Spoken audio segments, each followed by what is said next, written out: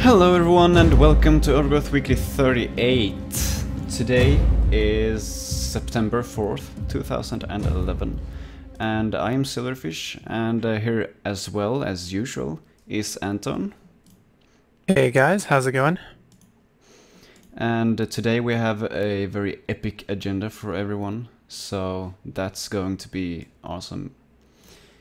It's incredibly full of all sorts of different interesting things. I'm getting a phone call. I'm sorry, I'll be right back. Okay. And yeah, but what's been going on other than Overgrowth Weekly, I guess? College has started for me, almost for real. We've had the introductory week now, and yeah, we've basically been given information at regular intervals throughout the week, and you know, that's it. But tomorrow we have the first time where we're actually going to work on stuff, start doing the important stuff. So that's kind of exciting for me. Very exciting to start doing some programming. First we have now game programming or something like that. It's called in C#, and some game design course as well. So very exciting. But less me, more Overgrowth, I guess. So I'm just going to dive right in here. First, as usual, we have the weekly alpha segment, where we take a look at the latest alpha and what changes there are in that.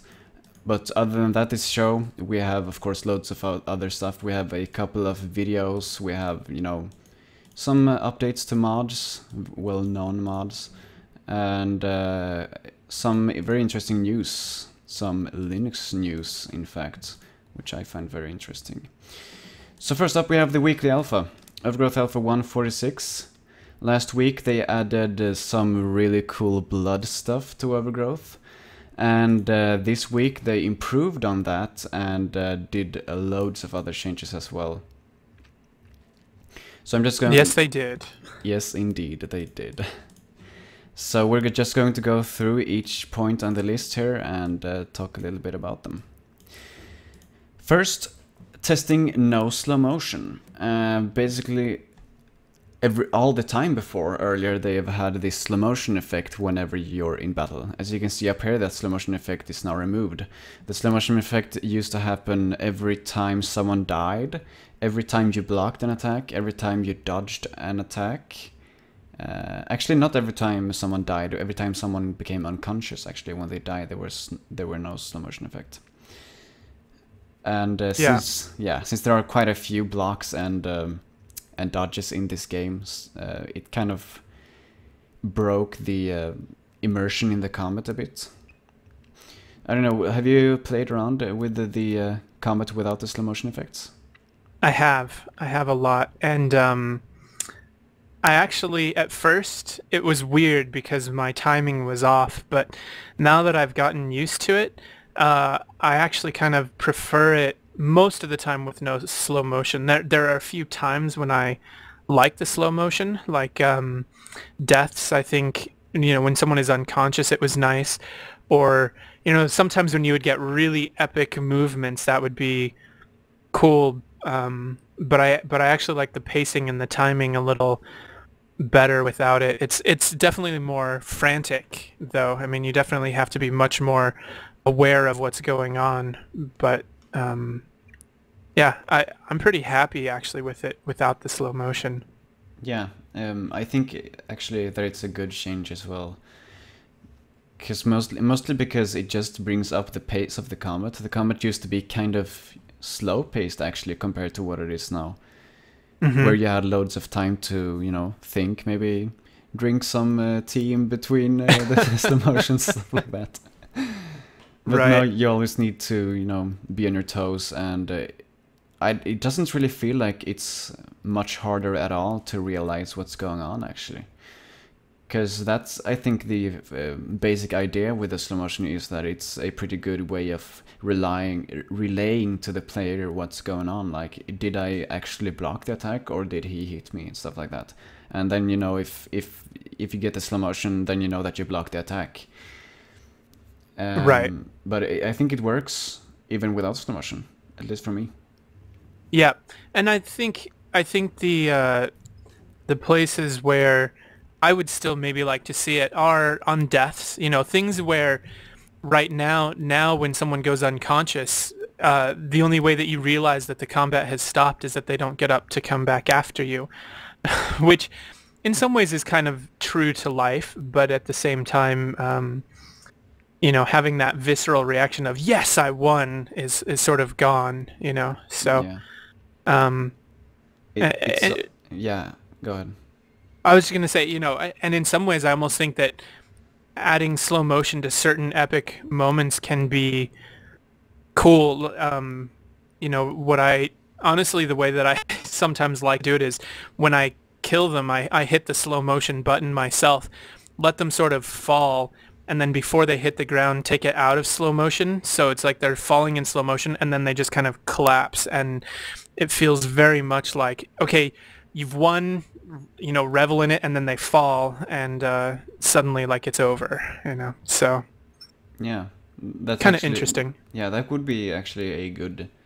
I think that would be a good use of the slow motion because then also if you imagine having combat with several enemies at once, then every time you killed an enemy, you would actually get rewarded in the shape of, you know, some slow motion where you had a greater chance of surviving the other opponents for a little bit of time. Right. So that could actually be a good gameplay mechanic if it worked like that. So instead of having small slow motion bursts all the time, you would have a little bit longer slow motion burst every time you just kill someone. Right. Yeah, I like that idea. So yeah. And anyway, I mean, you know, I think that it's something you could play with, and certainly something that could probably pretty easily be modded to everyone's liking. Yeah, absolutely. So that's the testing no slow motion. It seems like a lot of people like it without the slow motion, so I think they're probably going to keep it like that. Maybe I think so. add it in when people die, like you suggested, and I guess many other people though. We'll see. We'll see. Next we have blood dries / absorbs over time, and this is a big improvement to the blood, because the blood kind of looked a lot like paint before, but now it looks a lot more real. So if I kill this guy here, I can't kill this guy. Okay, that's fine. Let's kill that guy instead. I can't kill that guy either. Oh, there we go. Okay, so let's see. You can see it's very good on this one because you can see the old blood getting replaced by the new blood when it flows down here. Mm-hmm. And you can see how it slowly dries. And it just looks super duper awesome. Yeah, it certainly helps give it a very nice flow. Yeah. You know, a nice realistic feeling to it. Exactly. So it feels much more real. It's kind of hard to see it if you don't think about it. I mean, we will always see it because we were here when it was added. But without it, it's one of those things that without it, it feels very unrealistic. It looks very weird, and with it, it just looks right, and you don't really think about it. So yeah, I don't know, just a really good change. Yep. Next we have level end dialogue distinguishes between victory and defeat. So depending on if you won or you lost, the level end dialogue that pops up when all of the enemies in a level are dead, or if you're dead, it will be different and not be like, oh, the level is over. Right, which is important in case you didn't realize when you die. You know, oh, that was me that died? Thank you. Oh, I'm that rabbit in the middle? Interesting. I think I'm starting to understand how this game works now. I thought that's what I wanted to do. Yeah. Isn't this a suicide emulator? If you want it to be. Yeah, go ahead.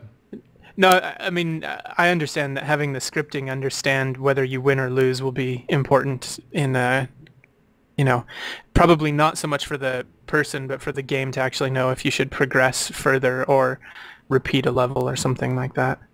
Yeah, I mean, it's important for the code, but it's not something hard to add. I think he added it in like 10 seconds. He's like, oh, I need to do that, and then just added it. So it's probably nothing really super important. But yeah, it's something that needs to be there eventually, at least. Next we have enemies randomly vary attack direction. It's good. It's one of those small things that makes the combat feel a bit more realistic. Mm-hmm. But I hadn't thought about it at all earlier, but apparently David did, so that's good, I guess. Right. And next we have weapon animation retargeting. My guess is that these two might be related, because the retargeting, the animation retargeting, is when they can reuse animations in different manners. For example, that the wolf currently uses many of the rabbit's animations. And so they're using the rabbit animations and retargeting them to the wolf. Mm-hmm. And I think they're using something similar for when they're mirroring their attacks. They're like retargeting them, but just mirroring them. I think so. This is what I think it is. And yeah, so it might be that before you couldn't mirror the weapon attacks, but now he added the ability to do that, perhaps. Right. We'll see. Yeah, I don't fully understand it, but yeah, yes. Me neither. That's just a guess, at least. And then we have weapon block animations. It could be about this as well, that these block animations can be retargeted. I don't really know. But yeah, weapon block animations. This is entirely new for this alpha as well. Weapon block animations. And then sword and spear can block each other. This is also entirely new. That weapons can block each other at all is entirely new, this alpha. Right. And then we have Which is... Yeah, go ahead. Oh. No, go ahead. Tell them about the spark. Yeah, and then we have the spark effect for weapon blocks. So there is a nice little spark effect when you block. I can show that off, I guess. Let's see here. Right. I think the big thing is that this whole entire section shows that, you know, weapon combat has begun on this alpha. Yeah. And that's, you know, that's an important aspect of this game, is being able to fight. So. Yes, indeed. I'm just trying to get some sparks up here, but I'm constantly dying. Oh. Don't kill me. Oh, there you can see the sparks. Nice. Oh, I dropped my weapon. Okay, that's nice. Well, anyways, I guess you saw the sparks a couple of times. I don't want to run away forever and try to get some sparks for you. But I think you saw them at least a couple of times. But yeah, as you were saying, it's very exciting that they're working on the fighting system that David is working on. That. Right. They're just making it as good as possible. So it's good to see. I hope they continue on it next week. Next we have new weapon block sounds. So that's the cling sound that you heard when... Say that again? It's a what kind of sound? Cling sound. That's awesome. Yes. And there you can see the sparks as well. Very nice. The clang sound. I should be a... what's it called? Sound effect artist. But I don't use any tools, I just use my voice. And I clang, clang. Yep, that would fit perfectly in, and yet it moves. Splurt, splurt. Yes. It would. I remember actually back in the day when we did custom sound effects for Counter-Strike 1.6 with our mouths, me and my brother. It was very, very awesome. Right. Next we have fixed problem with the deleting equipped weapons. This is a problem that was when if someone was holding a weapon when you deleted it, he would still hold it, but it would be invisible and he wouldn't be able to drop it. And now that can't happen anymore, so that's good. Excellent. Now they just need to fix the bug where sometimes if you delete a character, he's still there but invisible. That's kind of funny. I added a bunch of characters just for fun to this level before Overgrowth Weekly started, and had them fight each other, and then I deleted almost all of them except for these two characters that are there right now. And when Turner had won, he would just run around and swing his sword in the air, and you would hear him kill random rabbits like several times. That's awesome. Yeah, kind of weird, but also cool in some ways.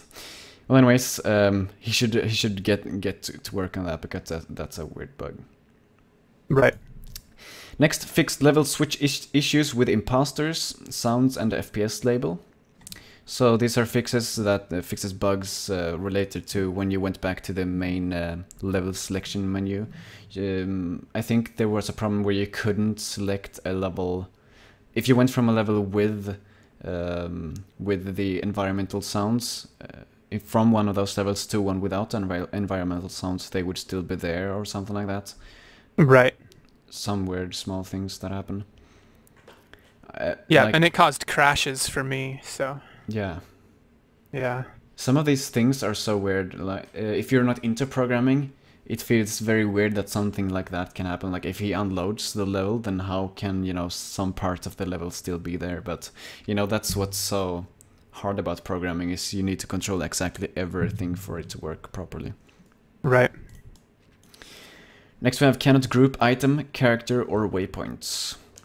So in the editor you can add blocks and stuff like that, as you probably know. And if you select all of them, oops, accidentally added waypoints. If you select them and press Ctrl G, yeah, you get a group like that. Right. Apparently now you can't do that with, for example, weapons. As I pressing Ctrl G right now. You can take my word for it. And if you're interested, you press Ctrl Shift G to ungroup them afterwards. So there you go. Right. A little bit of built-in tutorial right there. And I think this is, you know, clearly a very smart thing to do. You know, why should a character or a weapon be grouped to something else, you know? Well, I think it can be useful. For example, if you want a character to spawn with a weapon, kinda, then you might want to group the weapon to the character. And if you want to move, for example, a part of your level that has waypoints on it, it can be very useful to group the waypoints to the part of the level that they belong to, stuff like that. I see. So I hope this is just something that was bugged previously, so he just removed it from the game so that you can't do it to trigger the bug, but he's going to perhaps add it in later, because I can think of scenarios where it would be useful to be able to group items, characters, and waypoints. Sure. But we'll see. It's not, you know, Yeah, the we'll end see. of the world. It's not super important, but it would make it easier to make levels. That's for sure. Yeah, or at least edit existing levels. Yeah. I see that. Yep.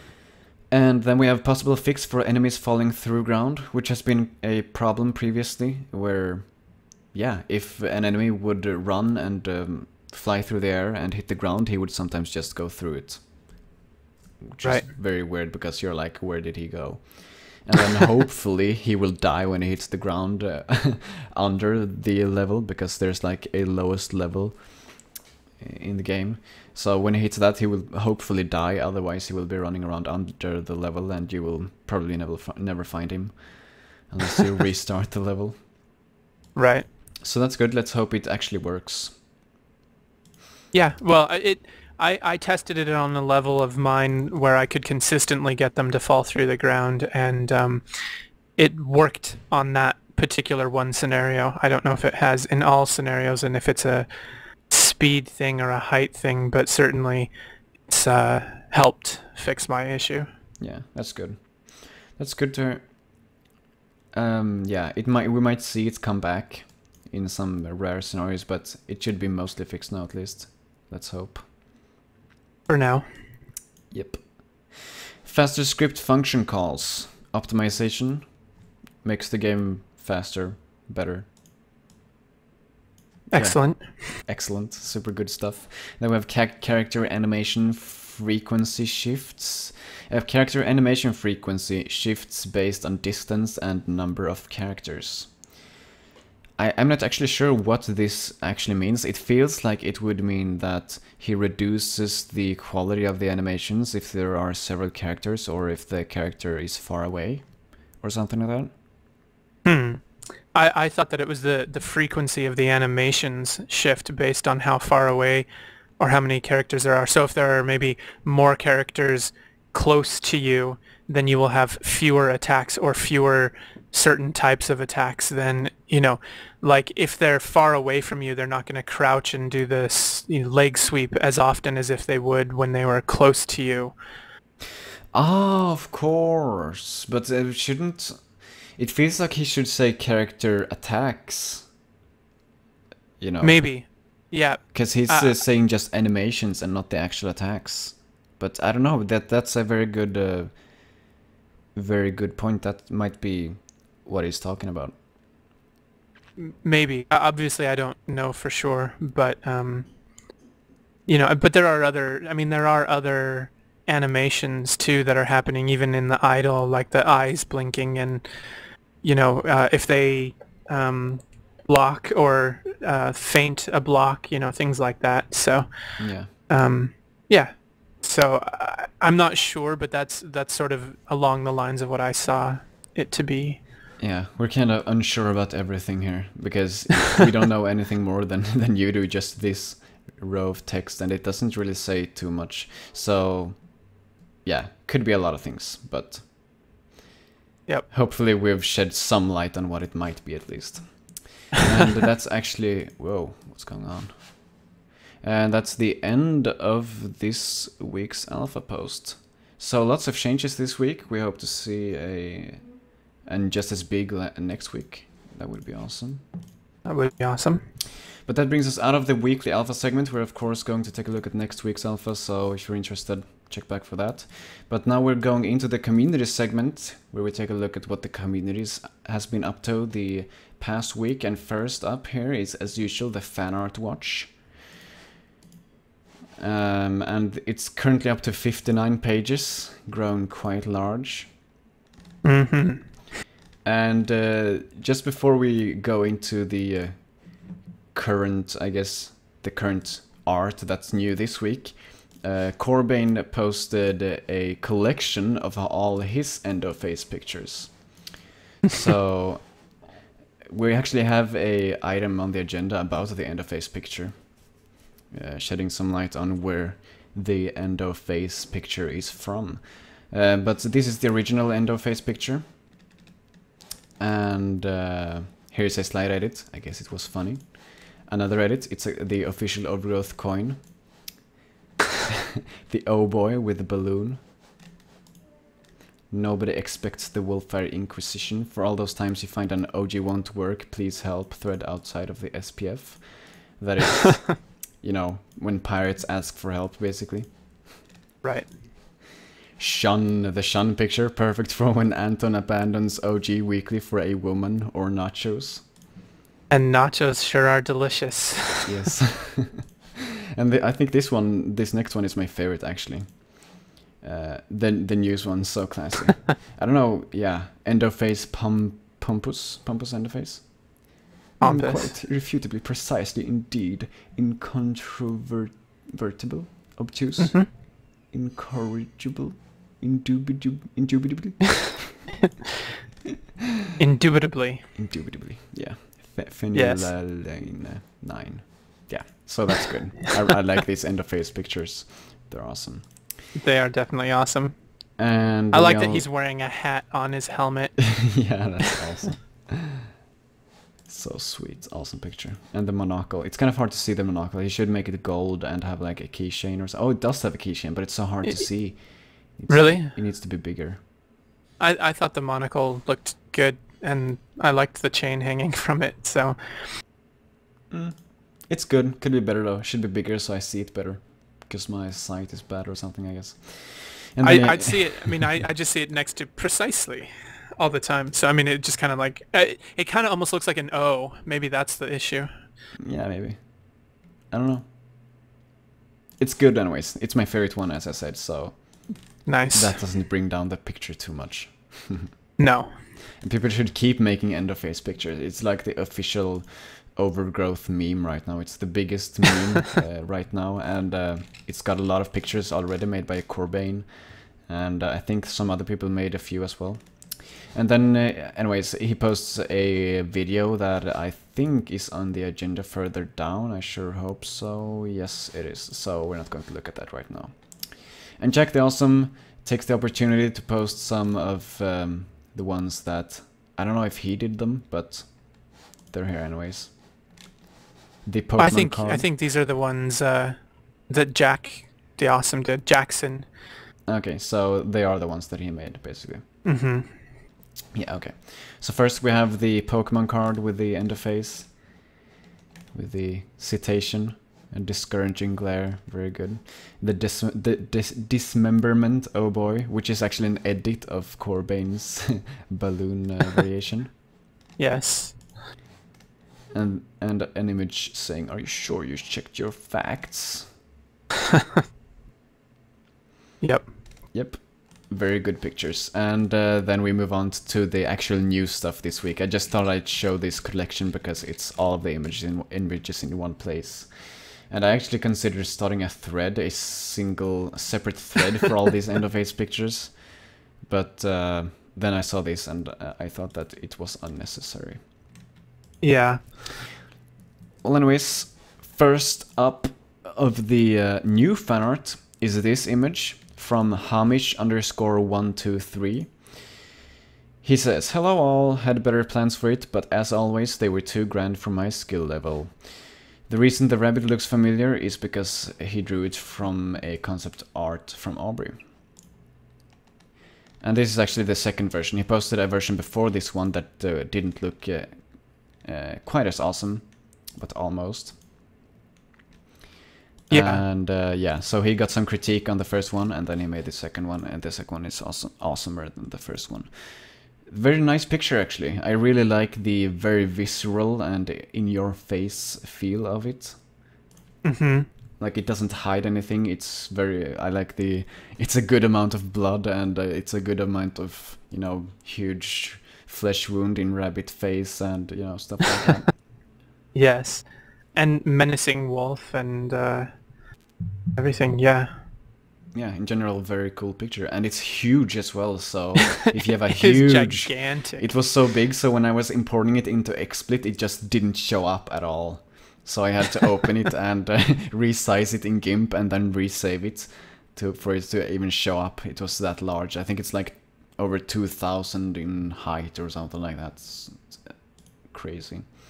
So if you have a big desktop and want an overgrowth related desktop image, I think this is your best alternative. Yes, it will certainly be at high quality. Yes, indeed. And then we have this next one, made by Lucius Law. And he writes, "Hello all, I'm new to Overgrowth and love what I have seen so far. I do think, however, that the characters could use a bit of tweaking. I have done some paint-overs, with David's permission, of some concept art, and will be posting a video of it soon that we will be taking a look at later. In the meantime, here is some art of mine. It's not technically Overgrowth fan art, but it could easily live in the same world." And this looks like a Minotaur kind of variant. Minotaur or a bison, you know, if you want. Whichever animal you prefer, I guess. In any case, it's very awesome. I really like this one as well. It is very cool. It's huge and menacing looking. Yes, compared to the other animals in Overgrowth, this one looks very, very hard, if you know what I mean. He feels, when looking at him, that because he doesn't have so much fur, it's more almost the skin. It looks like on his stomach and stuff like that, and that makes him feel much more. That makes him feel much more, you know, weighty somehow. He just feels heavier than the other characters in Overgrowth. Right. At least to me. I don't know if that's how it actually is, though. But yeah, very nice picture by Lucius Law. Would be really cool to see that guy on the battlefield. Yes. So next we have another image by Lucius Law. He says, "I would imagine this character as a type of anti-hero who becomes Turner's friend through some adversity." This image, while very cool, I don't think it actually fits into the Overgrowth universe very well, because his weapon looks very futuristic and his armor looks very futuristic. Agreed. And it doesn't really follow the idea that wolves like to have, you know, wood armor and stuff like that. This is a dog, not a wolf. Oh, right. Sorry, I said the wrong word. Wolves don't want to have armor at all. Yeah. But yeah, you know what I mean. It's not really overgrowth. It's not following the Overgrowth thing. But I guess that's kind of what he's getting at, that he doesn't really like 100% the direction that Overgrowth's art is going in, I guess. Right. And he kind of wants to do his own spin. Right. Right. Yeah, I mean, he keeps mentioning that everything looks too much like an animal on its hind legs versus sort of something more human-esque that has evolved to animal or something in between. He keeps talking about something in between, but we'll get to that. Yeah, Yeah. exactly. So yeah, once again, another really cool picture by Lucius Law, and we have one more picture from him later. But before that, we have a bunch of other pictures. And this next one is made by Lord of Sausage, and it's quite awesome indeed. I'm not quite sure what to say about it. It has a very, very cool style to it. I will give him that. But I don't know what else it really has going for it, man. It's very happy, shiny, Yeah. He writes, maybe Corbane was right and this should never see the daylight. Nah. So he posted it anyway. Well, it's very cool. It's a good change up from the previous images that have been super serious and awesome, and then this one comes. Yeah. But it's cool. I like the sun. It has a face. It is awesome. What did you say? I said it is awesome. Yes, indeed. Next up, we have an image by Hunting Dog, I think. Yeah, Hunting Dog. Yep. He's the guy who made the Overgrowth comic, and he fixed up the previous comic based on what we said last time. So it's good to hear that he listened to our critique. So now I have my short hair, looks very, very much like I do in real life. I don't have the long hair anymore. And I have a kind of funky 5 o'clock shadow. Yeah. I wonder if you actually looked at the image of you. Well, we'll see. Yeah, we'll see. Also, that I'm no longer at school. Yes, you're now instead banging your chick, which is probably more correct than you being at school, actually. To be honest, I was having ribs during that particular OG Weekly. Not nachos, but they were quite delicious ribs. Well, you could basically just cross over the nachos and write ribs instead, because you can't really see that it's nachos in that image, and it would be 100% correct, this comic. Yes. I like how the sign there changes. That's very cool. Like first it's banging my chick, and then on the next image it's computer isn't working, and apparently you lost your nachos there also. What did I do with those nachos? Yeah, well, you placed them on the other side of the room, Anton. And then suddenly you're in a foreign country, and I pull you away from your nachos. No. And your arms turn into spaghetti. It's the Popeye effect.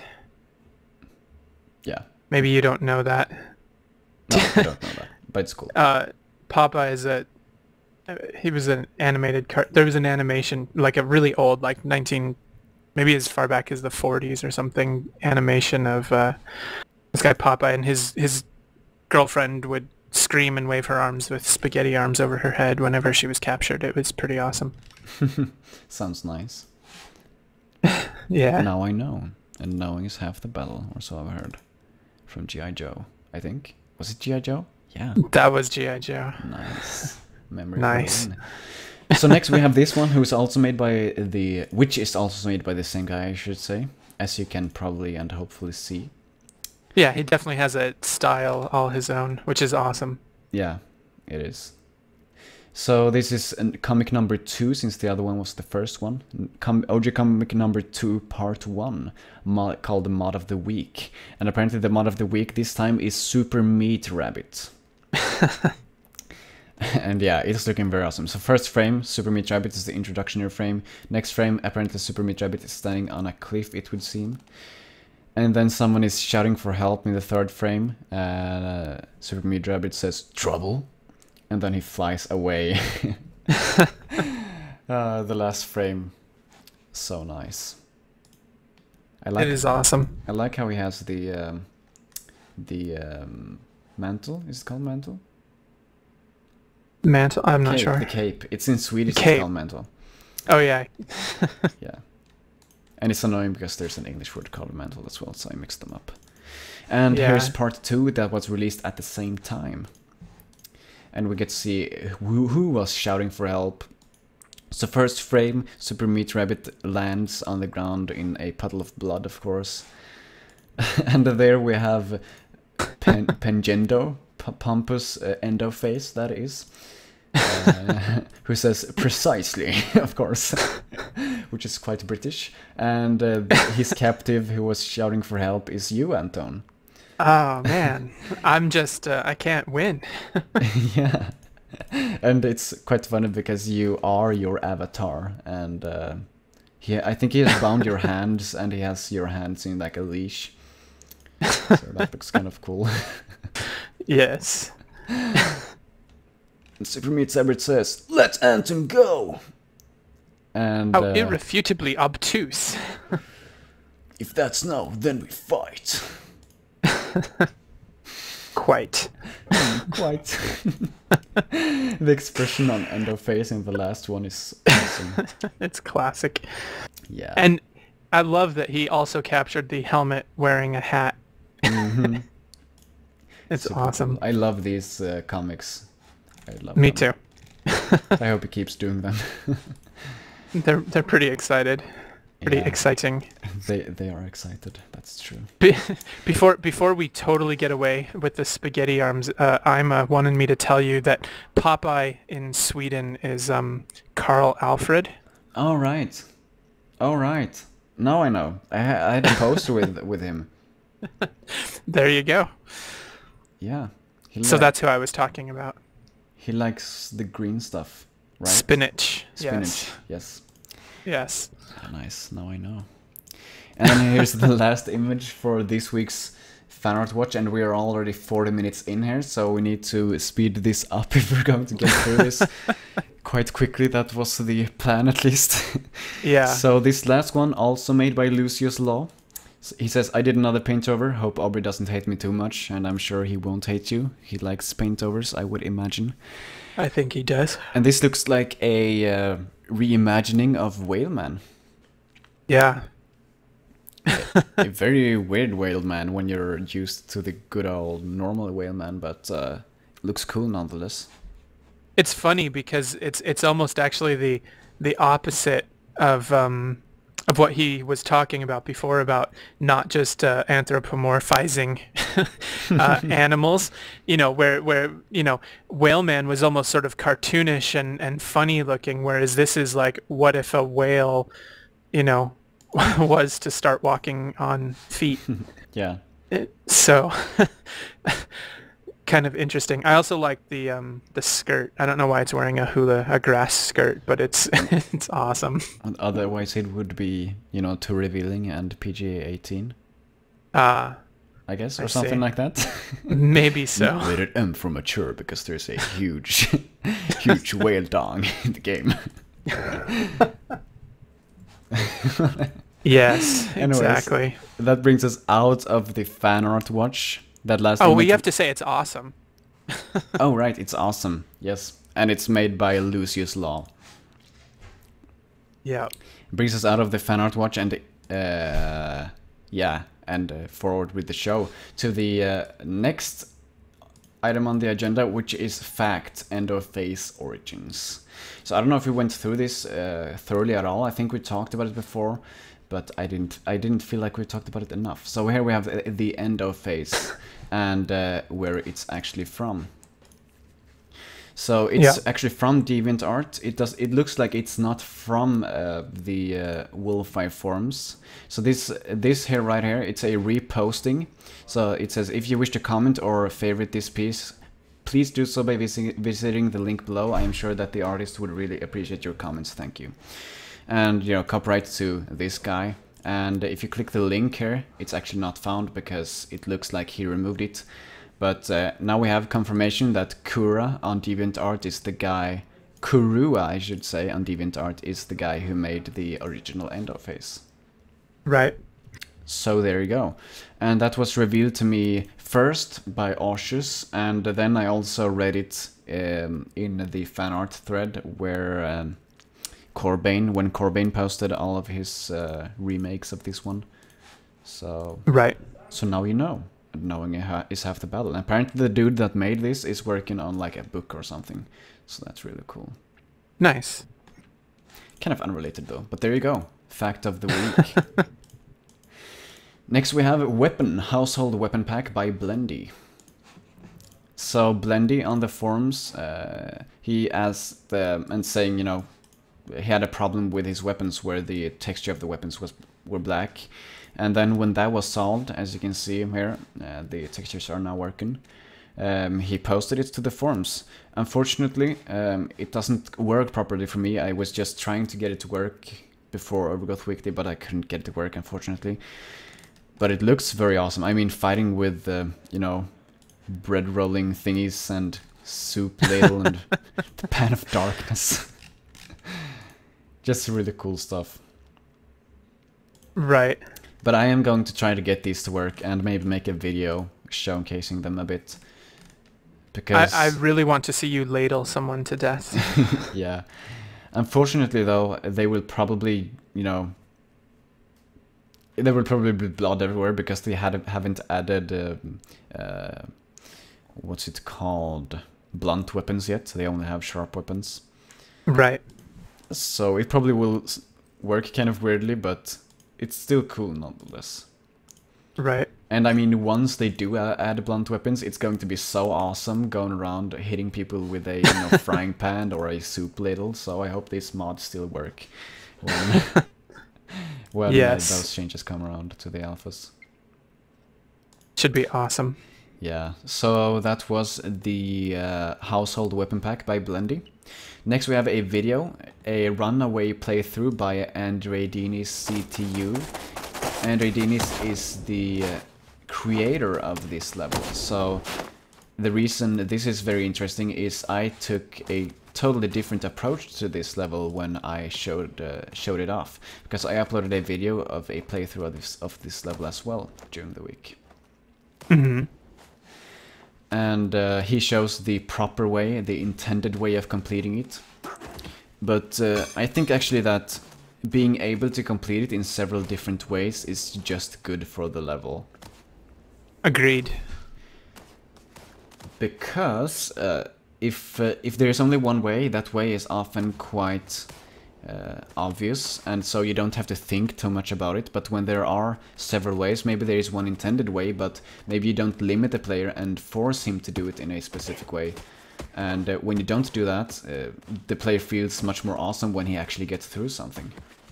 Right. And if you do find the correct way, of course you will find yourself feeling even more awesome. But basically, this is the proper playthrough of this level, so if you're wondering how this level was intended to be played, you know, check it out. It's such a funny word, intended to be played. Yeah, I know, but you know, it's kind of correct, isn't it? Yeah, no, it is. I'm just saying it's just, you know, I don't know. I mean, I guess it feels like games should be, you know, there is always some intended way to beat things, but like you said, it's cool when there are multiple ways to do things. Mm-hmm. It certainly allows you to make harder levels.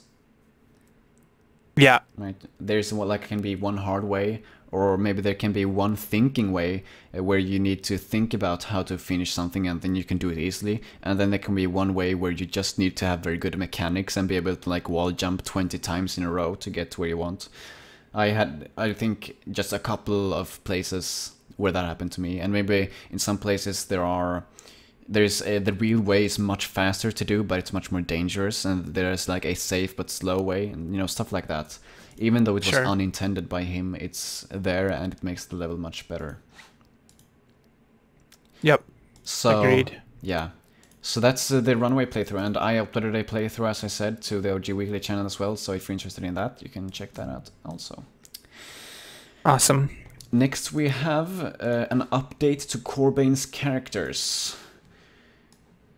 So Corbane finished the Raptor character. It's kind of finished at least. I don't think the textures and stuff are actually final, but he's done with it for now at least, as far as if I understood it correctly. and he should be in the game and working, but he had some trouble with tail though. And about him being in the game and working, that's actually where that video comes in, because he made a video showing that he's in the game and working. Let's jump forward right there. Let's jump forward a bit more. Awesome. And as you can see, you should be able to see the raptor character here. If he just goes up a little bit and not into his legs. Yes, very nice legs. Very nice. There we go. So as you can see, he's clearly in the game and working. There are a bunch of shadow bugs and stuff, but that's because his computer isn't actually good enough to run Overgrowth, so it has a bunch of bugs, but it's there at least. So that's cool. It is very cool. We don't really have time to show too much of the video, unfortunately, but right now I think he has started working on the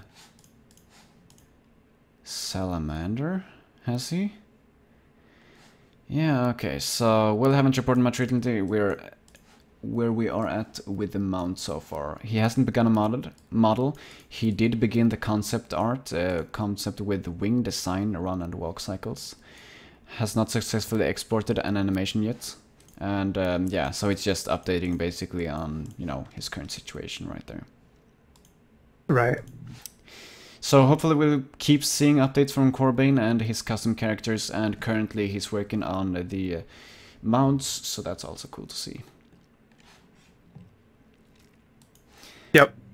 Next up we have a forum post, a poll about dismemberment. This is a follow-up from last week, where Endo Perez made a poll asking who actually wants to have the dismemberment feature in Overgrowth.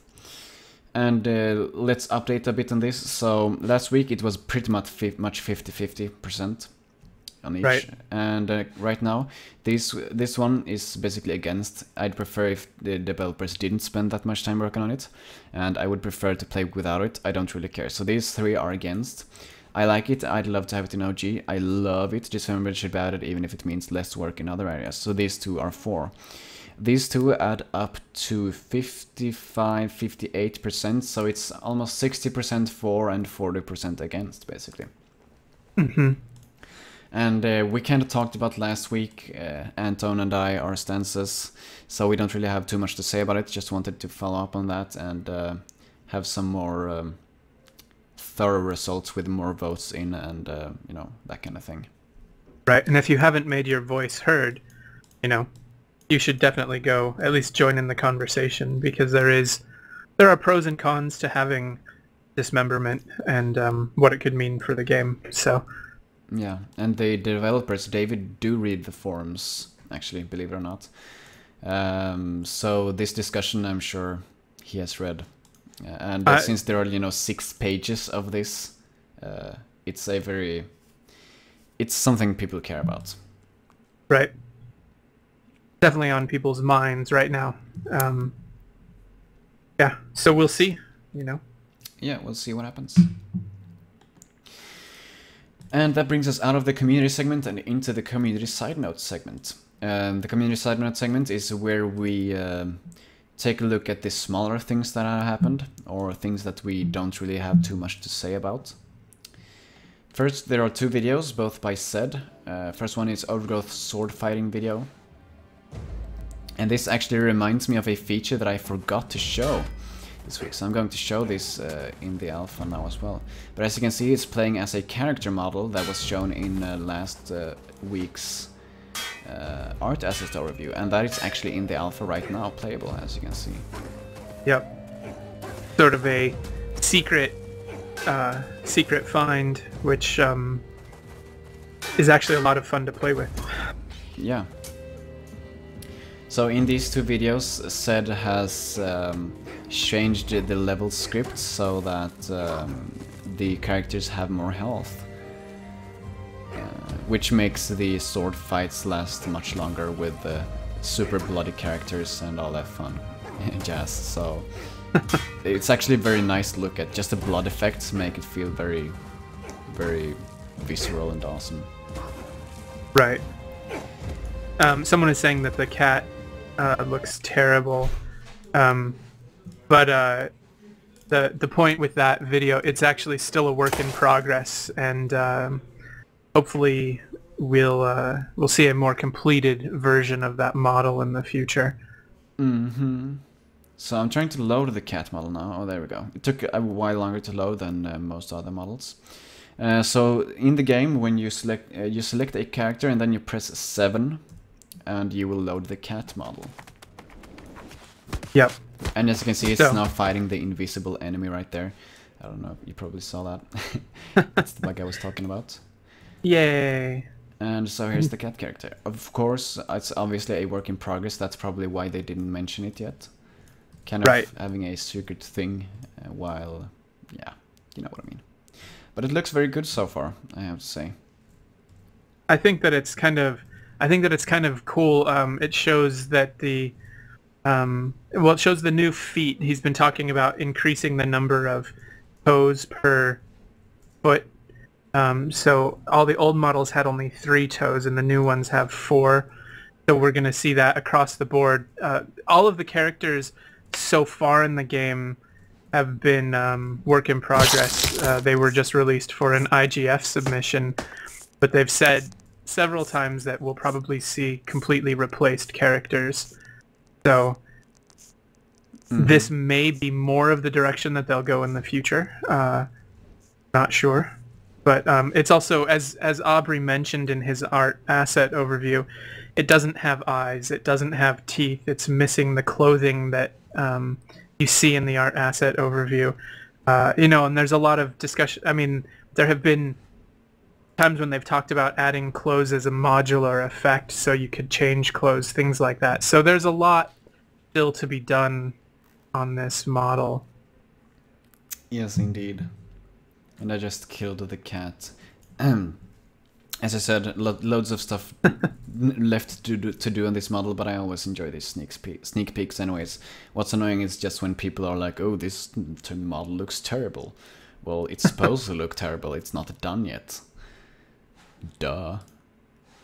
So that's really cool, now you know about that. Open the alpha, press 7, and you can play as the cat character. Bruh. And yes, so what am I saying? Zed released these 2 videos, sword fighting and spear fighting video. So if you're interested in seeing some overgrowth combat, maybe your computer isn't good enough to run it yourself, or you don't have the alpha yet, this can be some interesting gameplay. They're quite long videos, as you can see, 4 minutes for this video, and I think the other one is about as long. No, it's just 1 minute and 56 seconds. So it's a lot of gameplay. If you're interested, check it out. Very cool. Yeah, I really like these gameplay videos. Next we have scripting. Script dump by learn_more. So learn_more, every week he releases a script dump that displays the changes in the scripting files from the previous alpha to the current alpha.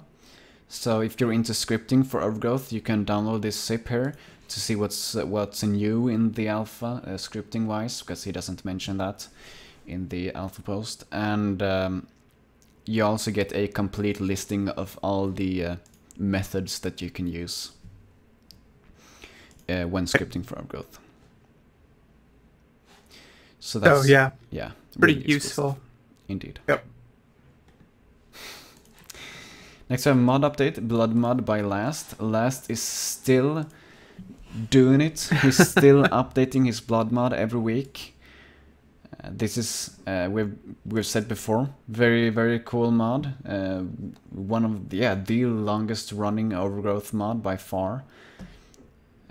So if you're into the Blood Mod, check it out. It will add some more blood. It will add blood to hand attacks.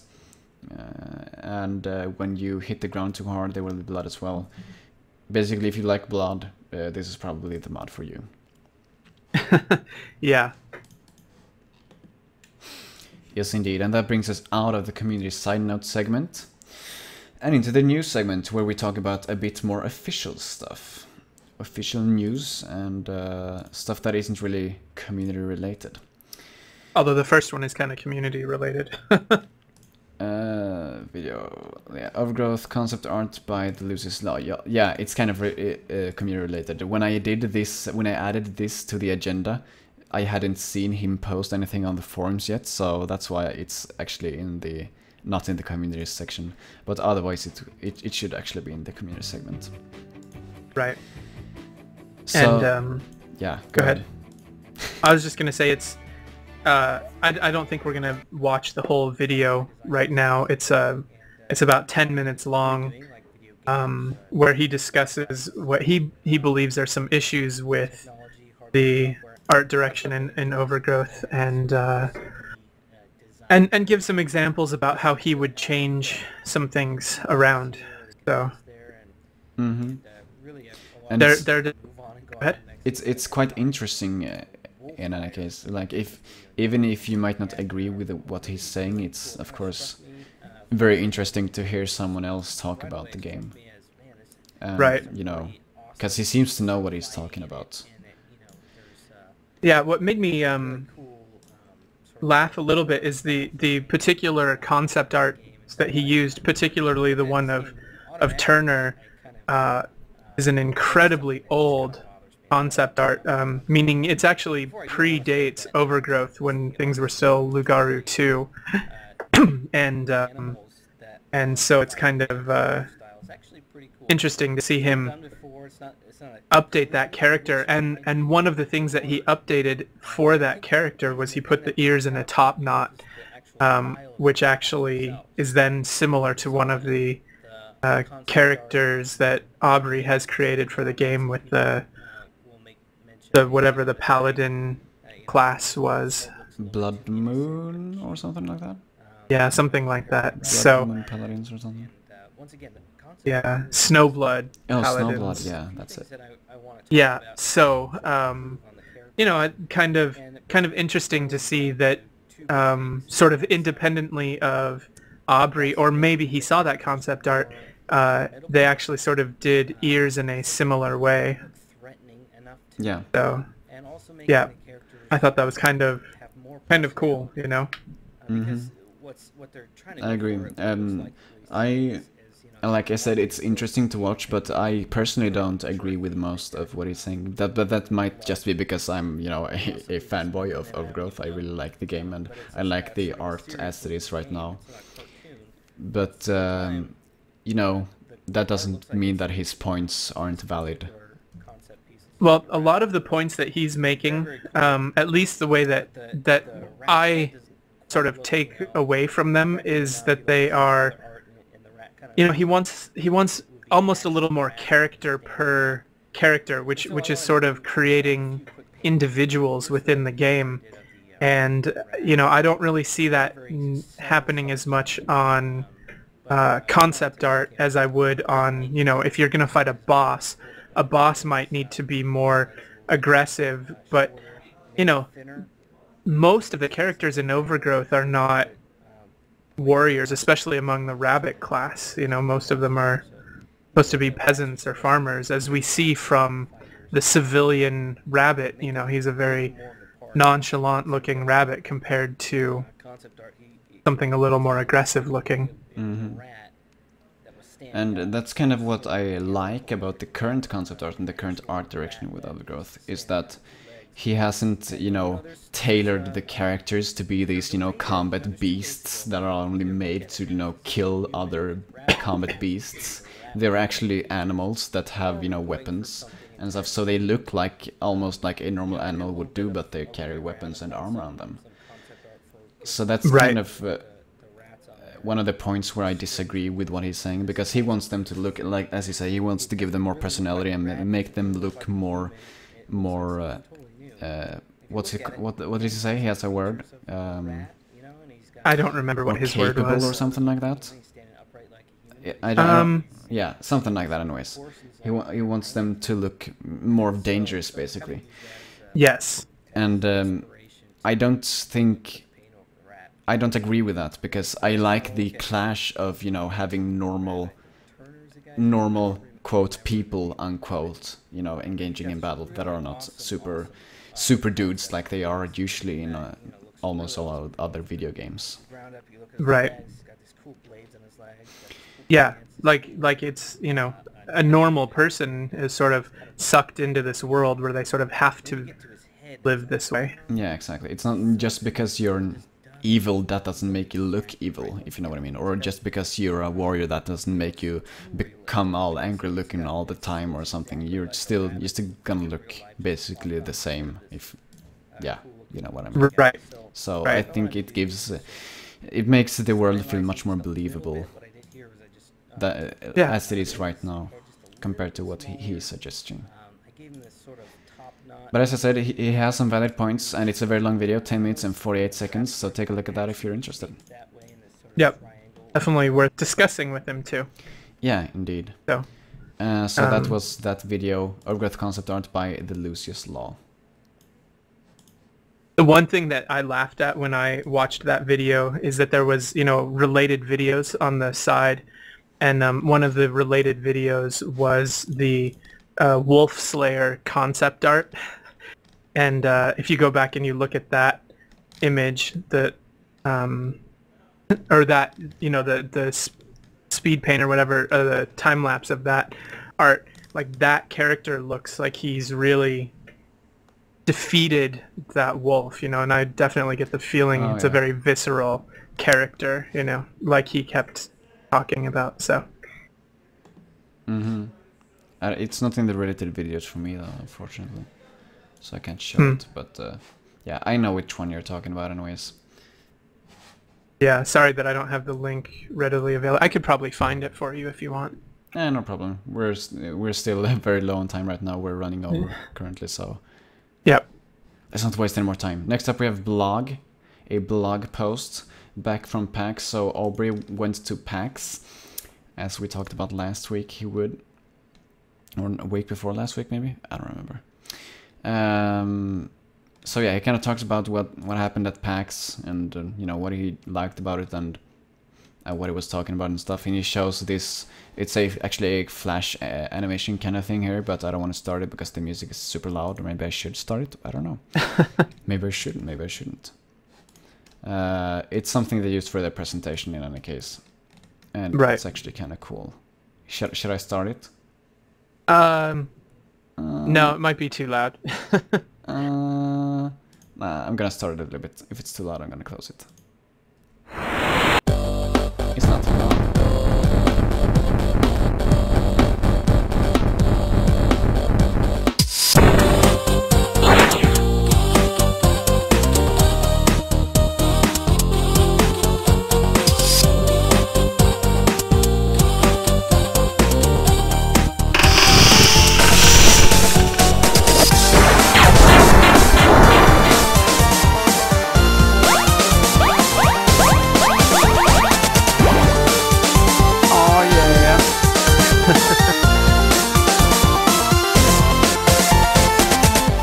So that's basically it. It's just a presentation of all the participants, but I thought it was super awesome, so I needed to show it. Nice. Yeah, so read that blog post. Very interesting stuff. Next we have a Reddit thing, OG Linux port in progress. This is something that I missed. I guess it's actually quite old. It was posted 1 month ago. Yeah, 1 month ago this information was revealed. I don't think we talked about it anyways. But someone asked Icarus Overgrowth Linux version. This was this was related to a Reddit thread where anyone could ask questions about Humble Indie Bundle number 3. The Humble Indie Bundle 3 developers would take questions. And since Icarus did, I guess, one or a few of the ports, he was there. So someone asks for the Linux version of Overgrowth, and he says that it is in progress. And he says, stay tuned, true believers. Yep. So yeah, hopefully Linux version. I mean, he said himself that it is in progress, so I guess it is now. Yeah, we'll see. You know, I don't know enough about how long it takes to port something like that, but I know that he's very good, so I'm sure he's doing a thorough job and really going through all the code Yeah, indeed. in detail. He is apparently very good at pouring stuff. That's what he does. But the problem has been previously that we didn't know if he actually had started or if it was just something that he was going to do in the future because he was busy doing something else. But now it seems like he's actually working on it and has been working on it for at least a month. So that's very good to hear. Yep, exciting. Next we have this tweet. Automatic level of detail. So David writes, I'm working on an automatic level of detail models. I'm working on automatic level of detail models for distant characters, which should reduce the processing power needed for skinning. That is very good, apparently, for people who don't have very good computers, or for the game in general, to, you know, get better performance. Right. Yeah, I think we've talked about several times that David plans on doing the majority of the optimization further along in the process rather than doing it and trying to update it all the time. But this is something that once it's in, it will be you know, a start for a lot of things and may help, you know, create level of detail systems across the board. So we'll see how it is implemented. Mm-hmm. It's certainly a step in the right direction. And as you say, this isn't something that will change, probably. I mean, they're probably not going to replace their whole character system, so we won't have to redo this in the future. As, you know, could be the case for many other things that could be optimized, like the AI code, if you would optimize that. Well, he probably will change the AI in the future, so that optimization will be lost when he updates the AI. Right. But so that won't happen with this, hopefully.